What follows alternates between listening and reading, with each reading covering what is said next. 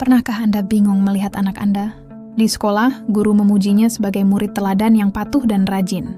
Tapi begitu tiba di rumah, ia berubah menjadi sulit diatur, sering membantah, dan hal sepele bisa memicu drama berkepanjangan. Jika Anda mengalaminya, Anda tidak sendiri. Ini bukan berarti anak Anda punya kepribadian kurang baik. Ini adalah cerminan dari masalah yang sering tak terlihat, yaitu beda aturan. Sebuah kondisi di mana anak kelelahan karena harus berganti antara dua aturan utamanya, rumah dan sekolah.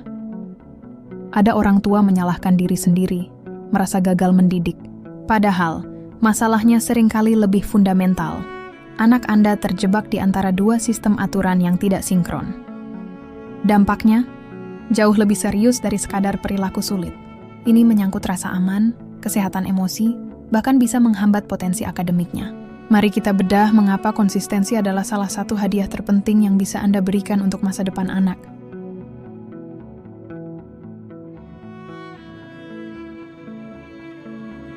Jadi apa sebenarnya beda aturan itu? Sederhananya, ini adalah kebingungan yang dialami anak ketika aturan dan konsekuensi di rumah sangat berbeda dengan di sekolah. Tentu, rumah dan sekolah punya fungsi berbeda. Rumah fokus pada kehangatan, sekolah pada disiplin komunal. Namun, masalah muncul ketika perbedaannya terlalu tajam pada hal-hal inti, seperti disiplin, tanggung jawab, dan cara berkomunikasi. Saat itulah anak merasa terombang-ambing. Contoh yang sangat umum terjadi. Di sekolah, anak diajari menyelesaikan tugas tepat waktu dengan konsekuensi yang jelas jika terlambat. Tapi di rumah, saat anak menunda PR, orang tua mungkin berkata, "Kasihan, capek ya seharian," lalu memaklumi. Atau sebaliknya, di sekolah guru menyelesaikan konflik lewat dialog, sementara di rumah, kesalahan kecil dihadapi dengan bentakan atau hukuman yang tidak nyambung.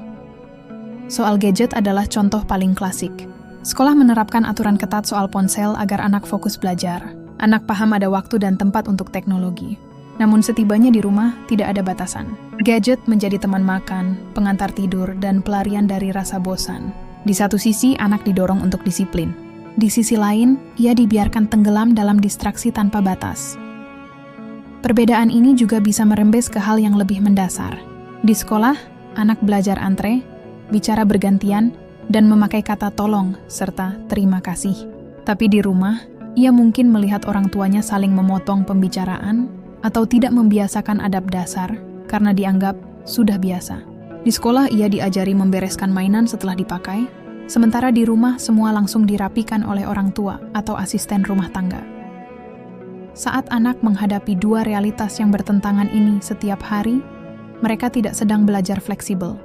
Mereka justru belajar bahwa aturan itu relatif, tergantung siapa yang mengawasi. Pesan yang mereka tangkap menjadi kabur. Standar mana yang benar? Aku harus jadi anak versi sekolah atau versi rumah? Kebingungan inilah akarnya. Anak butuh struktur dan prediktabilitas untuk merasa aman. Aturan yang konsisten ibarat pagar pengaman yang memberi mereka arah. Ketika pagar itu bengkok dan tidak sinkron, anak akan terjebak. Dan dari sanalah masalah perilaku, emosi, dan akademik bermula.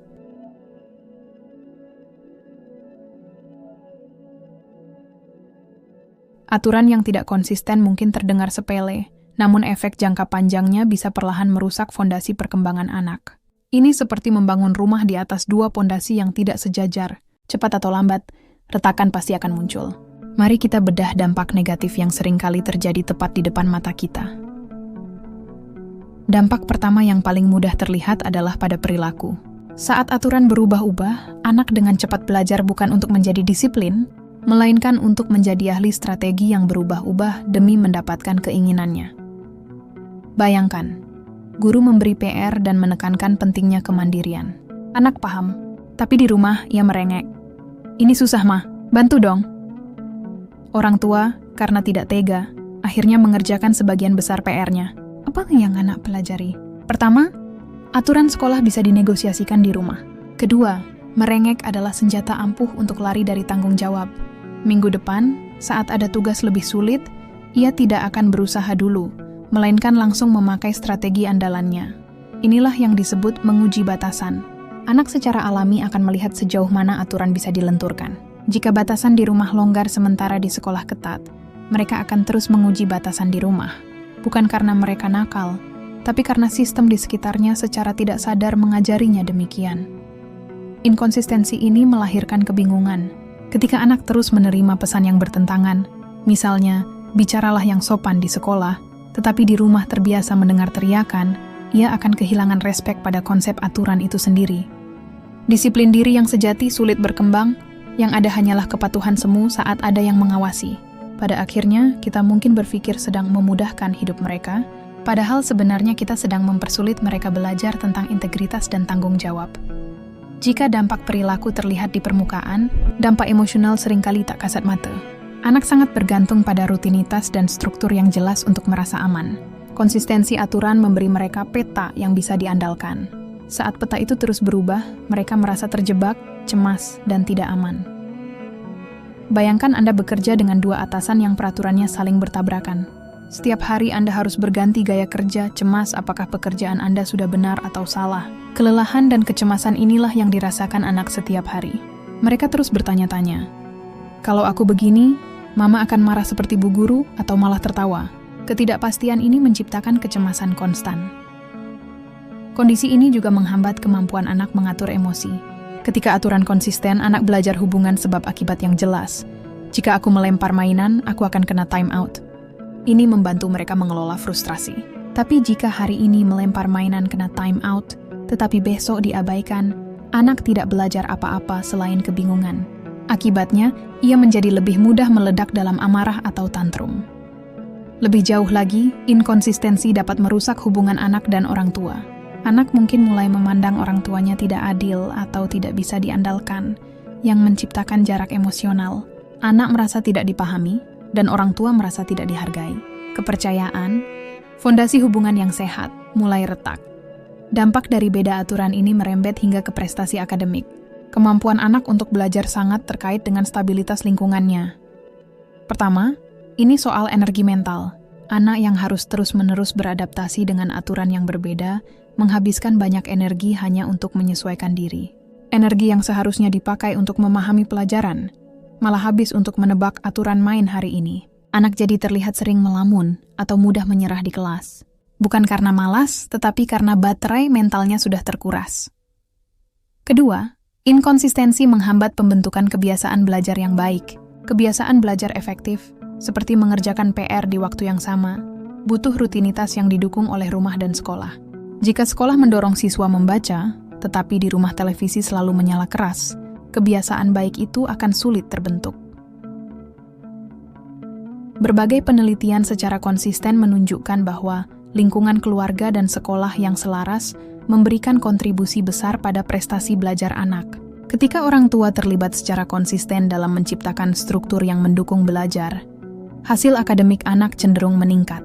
Sebaliknya, jika orang tua sering meremehkan tugas sekolah, anak akan menyerap sikap tersebut dan motivasi belajarnya menurun. Ia akan bertanya, untuk apa aku bekerja keras jika orang tuaku sendiri tampaknya tidak peduli? Akhirnya, jurang antara potensi dan prestasi anak semakin lebar, bukan karena kurangnya kemampuan, melainkan karena kurangnya struktur pendukung yang konsisten.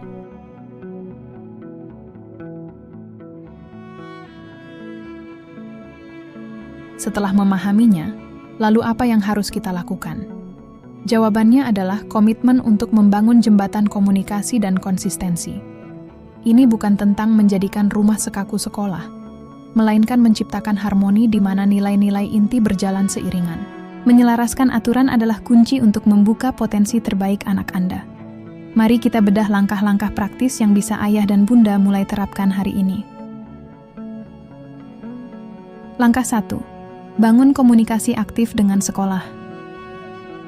Langkah pertama adalah membuka jalur komunikasi proaktif dengan pihak sekolah, terutama wali kelas. Anggaplah guru sebagai mitra Anda. Mereka punya sudut pandang berharga yang mungkin tidak Anda lihat di rumah. Bagaimana cara praktisnya? Manfaatkan momen yang ada. Jangan tunggu hingga penerimaan rapor. Gunakan pertemuan orang tua guru sebagai sesi dialog strategis. Datang dengan persiapan. Jangan hanya bertanya, bagaimana anak saya? Tapi tanyakan hal spesifik seperti, aturan kunci apa yang paling ditekankan di kelas terkait disiplin? Bagaimana cara Bapak Ibu menangani pelanggaran aturan tersebut? Kebiasaan, apa di kelas yang penting untuk kami dukung juga di rumah?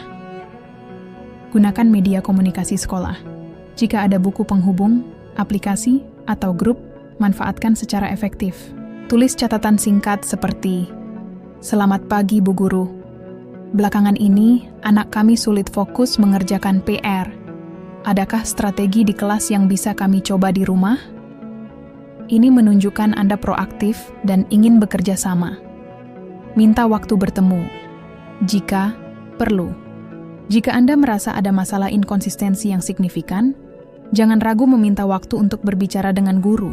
Sampaikan niat baik Anda, "Saya ingin menyelaraskan aturan di rumah dengan di sekolah, agar kami bisa lebih konsisten mendukung anak kami."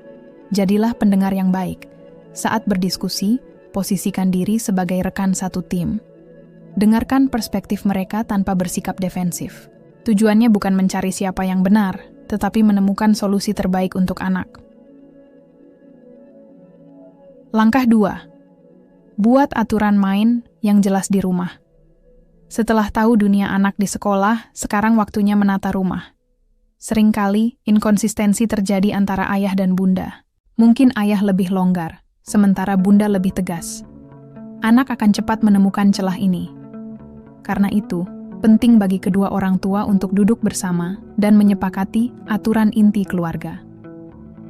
Bagaimana cara praktisnya? Pilih 3-5 aturan utama. Jangan mengatur segalanya. Fokus pada area paling krusial yang sejalan dengan nilai di sekolah.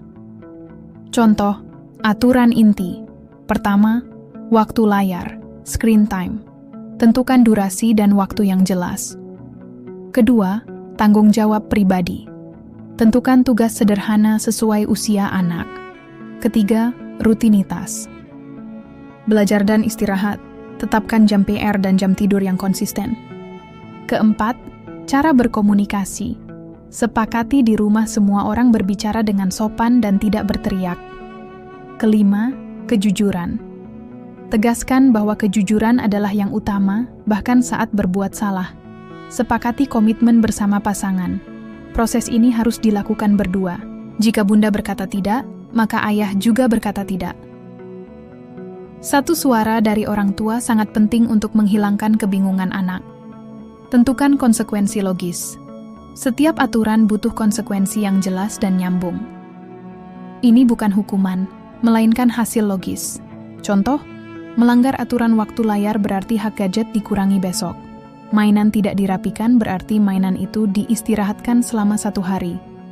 Kuncinya adalah kesepakatan dan kekompakan. Ketika orang tua konsisten, anak merasa aman karena tahu apa yang diharapkan darinya. Langkah 3, ajak anak berdiskusi dan jelaskan. Langkah terakhir adalah melibatkan anak dan menjelaskan alasan di balik aturan. Tujuannya bukan kepatuhan, melainkan membangun disiplin diri dari dalam. Anak yang paham, kenapanya akan lebih mungkin menaati aturan, bahkan saat tidak diawasi. Bagaimana cara praktisnya? Adakan rapat keluarga. Setelah ayah dan bunda sepakat, ajak anak berdiskusi. Sampaikan sebagai kesepakatan bersama. Katakan, "Ayah, bunda, dan bu guru ingin kamu jadi anak hebat di mana saja. Supaya kamu tidak bingung, yuk kita buat aturan bersama di rumah." Jelaskan alasan dengan bahasa anak. Ini kuncinya. Jangan hanya berkata, "Kamu harus tidur jam 9." Tapi ayah dan bunda dapat menjelaskan kepada anak. Dengarkan pendapat mereka. Beri anak kesempatan memberi masukan. Melibatkan mereka akan membuat mereka merasa memiliki aturan tersebut. Terapkan dengan tegas tapi lembut. Konsistensi adalah kunci, tapi cara menegakkannya juga penting. Tegas berarti berpegang pada aturan, bukan marah-marah. Jika anak melanggar, ingatkan dengan tenang tentang aturan dan konsekuensinya. Berikan empati. Bunda tahu kamu masih ingin main, tetapi tetap tegakkan batasannya. Tapi aturannya tetap berlaku. Dengan menjelaskan kenapa, Anda mengubah dinamika dari orang tua versus anak menjadi kita adalah satu tim. Kisah di awal video bukanlah cerita tentang anak nakal atau orang tua gagal. Itu adalah kisah tentang kebingungan anak yang mencoba menavigasi dua dunia dengan peta yang berbeda. Kita telah melihat bagaimana jurang antara aturan rumah dan sekolah dapat mengganggu perilaku, emosi, dan prestasi anak. Kabar baiknya, sebagai orang tua, kita memegang kunci untuk membangun jembatan di atas jurang itu. Kunci itu adalah konsistensi. sebuah hadiah tak ternilai bagi perkembangan anak. Konsistensi bukan tentang menjadi orang tua kaku, melainkan tentang menjadi rumah yang aman, stabil, dan bisa diprediksi. Dengan membuka komunikasi dengan sekolah, menyepakati aturan inti di rumah, dan melibatkan anak dalam prosesnya, kita berubah dari penegak aturan menjadi pemandu yang bijaksana. Kita membantu anak membangun kompas internalnya sendiri. Menyelaraskan aturan adalah investasi jangka panjang untuk kesehatan mental, karakter, dan masa depan anak. Inilah fondasi yang akan membuat mereka berdiri tegak dan percaya diri dimanapun mereka berada. Kami yakin setiap orang tua punya pengalaman unik tentang ini. Aturan apa yang menurut Anda paling sering berbeda antara rumah dan sekolah? Dan bagaimana cara Anda menjembatani perbedaan itu? Yuk bagikan cerita dan tips Anda di kolom komentar. Pengalaman Anda bisa jadi inspirasi berharga bagi orang tua lain. Mari kita belajar bersama dan saling mendukung. Jangan lupa sukai video dan subscribe channel ini agar tidak ketinggalan konten parenting bermanfaat lainnya. Terima kasih.